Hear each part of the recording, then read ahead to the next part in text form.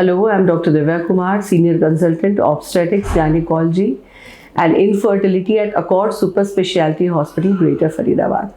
आज जिस टॉपिक पे हम चर्चा करेंगे वो बहुत ही नॉर्मल फिजियोलॉजिकल टॉपिक है, दैट इज़ लेबर या नॉर्मल डिलीवरी। तो जब एक प्रेगनेंसी होती है तो आप बहुत सारे इमोशन से, बहुत सारे फेजेस से गो थ्रू करते हो, and then at the end of the pregnancy, that is जो 9 महीने अंत हो जाते हैं, तो उसमें हमें हमेशा इंतज़ार रहता है कि कब वो प्रोसेस होगा, डिलीवरी होगी और बेबी माँ के हाथ में आ जाएगा। तो ये जो प्रोसेस होता है, ये मोस्ट अवेटेड पार्ट होता है डिलीवरी का, प्रेगनेंसी का।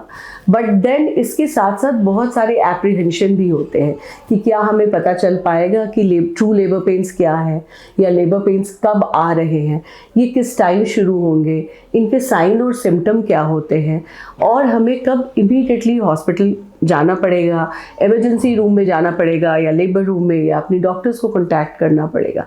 तो आज हम इन्हीं प्रेगनेंसी के इन्हीं सारे एस्पेक्ट्स के बारे में चर्चा करेंगे। तो coming to the first part की लेबर या प्रसव जिसे हिंदी में कहते हैं, वो क्या होता है।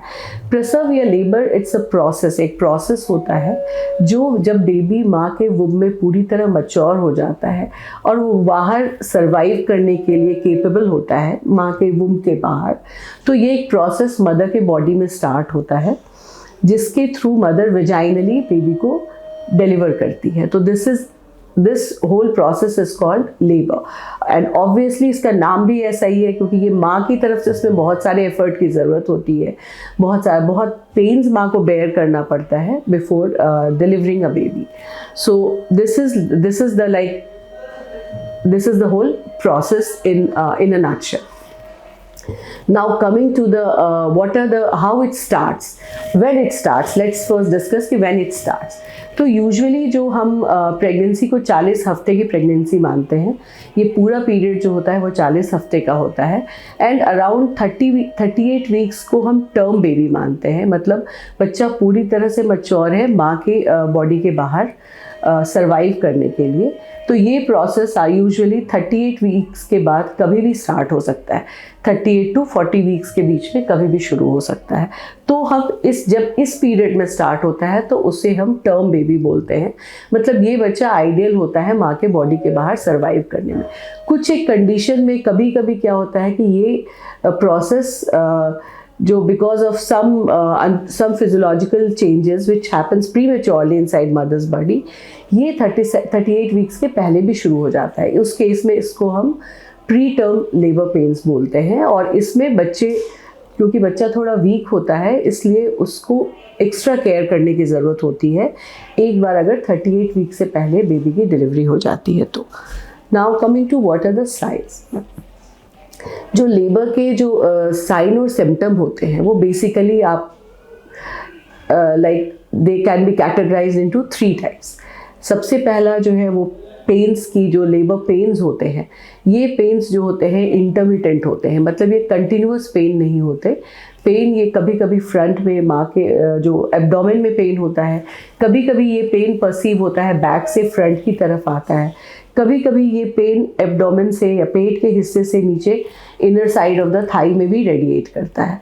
तो ये पेन्स इंटरमिटेंट होते हैं, कंटिन्यूअस नहीं होते, मतलब ये शॉर्ट इंटरवल्स पे आते हैं। कभी कभी ये 10 या 15 मिनट्स पे एक बार आएंगे और तब ये रिलैक्स हो जाता है। ये एक बार ये एक स्पाइक आता है पेन का, then it will relax, then again it will come. So ये बेसिक नेचर होता है लेबर पेन्स का कि ये इंटरमिटेंट होता है, कंटिन्यूअस नहीं होता है। पेन के साथ कभी कभी वेजाइनल डिस्चार्ज जो कि म्यूकस मिक्स्ड विथ ब्लड, जिसको हम शो कहते हैं, उसका आना भी साइन ऑफ लेबर होता है। बेसिकली व्हाट हैपन्स कि यूट्रस का जो माउथ होता है, जिसको हम सर्विक्स कहते हैं, वो क्लोज्ड होता है सो दैट वो बेबी को अंदर होल्ड कर सके।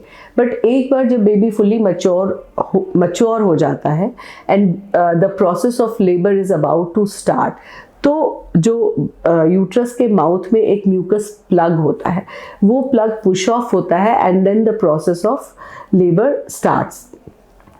तो ये जो म्यूकस प्लग होता है, जो म्यूकस मिक्स्ड विथ ब्लड होता है, इसको हम शो कहते हैं। तो इसका भी वेजाइनली आना भी एक साइन होता है लेबर, ट्रू लेबर का। And this show is slightly blood test. अगर इसके साथ कोई फ्रैंक ब्लीडिंग होती है तो again it is an emergency, और वो कोई प्लासेंटल ब्लीड का साइन होता है, तो उसको हमें लाइटली नहीं लेना चाहिए। And that is one symptom or one sign when you need to see your doctor or reach the labor room or emergency room instantly. तो ये शो हो गया। तीसरा जो कभी कभी हमें दिखता है वो breaking of water bag. Water bag का ब्रेक होना भी एक साइन होता है लेबर का। और यूजुअली ये बेबी मदर के वुम में एक it's a membrane, thin membrane, जिसके अंदर बेबी होता है, और बेबी और मेम्ब्रेन का जो के बीच का जो हिस्सा होता है, जो जगह होती है, उसमें एमनियोटिक फ्लूइड होता है। तो once the dilatation, the mouth of the cervix opens, which is signifies by the passage of show from the vaginal route, then sometimes उसके साथ साथ या कभी उसके पहले या बाद में भी वाटर बैग रप्चर हो जाता है। और ये जब वाटर बैग रप्चर होता है तो एक गश ऑफ फ्लूइड निकलता है वेजाइनली।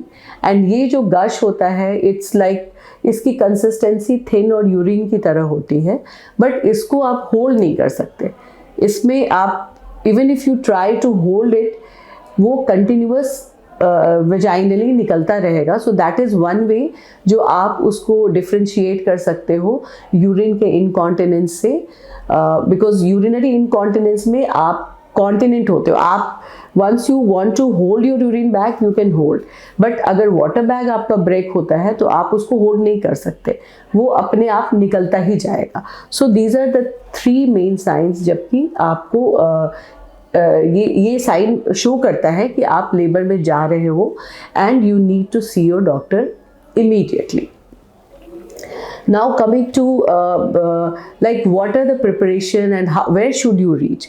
Usually अगर ये सारी चीज़ें आपके साथ हो रही हैं तो the best place to reach is the best thing is do first, definitely if you have a helpline you should call your doctor. आप सीधा इमरजेंसी रूम या लेबर रूम में रीच कर सकते हो। और घर पे, अगर घर से जब आपको ट्रांसपोर्टेशन, आप हॉस्पिटल की तरफ आ रहे हो, तो it's better to apply a pad. एक सैनिटरी पैड आप ज़रूर रख लो, जिससे पता चले कि ये शो है या लीकिंग है या फ्रैंक ब्लीडिंग है। वो हमें आइडिया दे देता है कि हम कैसे आपके लेबर वाले पीरियड को मैनेज करें।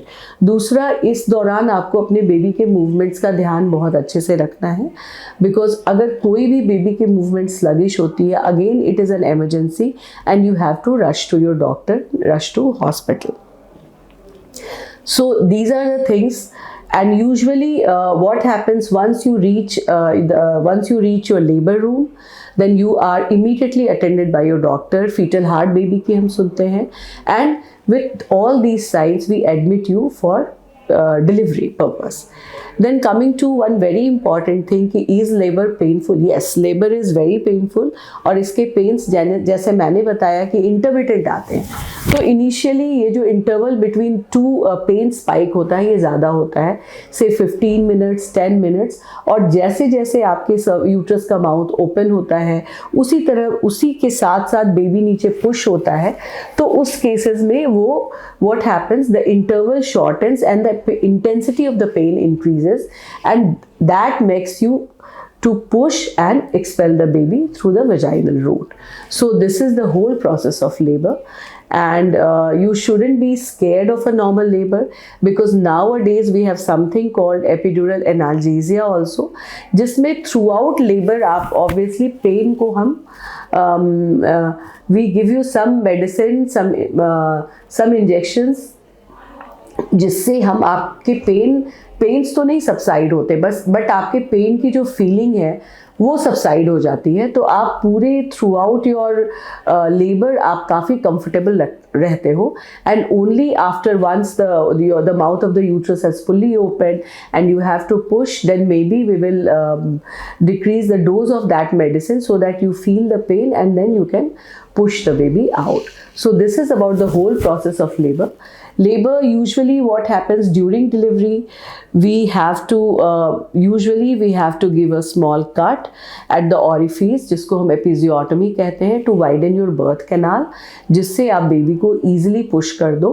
और अगर ये कट हम नहीं लगाते हैं तो कभी कभी एक बैड टीयर हो सकता है, और उसमें आपके यूरिन का जो पैसेज होता है या आपके स्टूल का जो पैसेज होता है वो भी, उसके भी डैमेज होने के चांसेस हो सकते हैं. So that is why a small cut, जिसको हम एपिजियोटमी कहते हैं, वो दिया जाता है under local anaesthesia, and it is immediately repaired after the delivery of baby and your placenta. So this is the whole process, and you shouldn't be scared of the normal delivery process because it has lot of benefit.